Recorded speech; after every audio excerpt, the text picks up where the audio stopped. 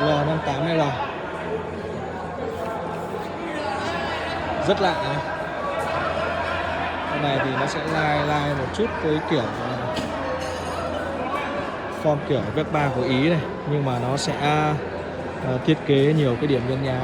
Con này thì nó sẽ thiết kế kiểu bầu hơn một chút, nó sẽ lạ mắt hơn.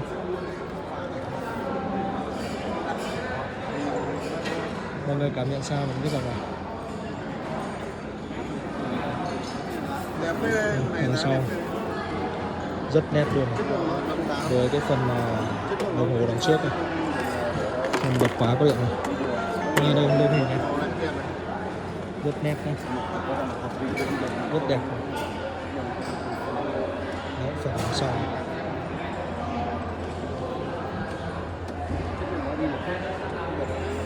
L58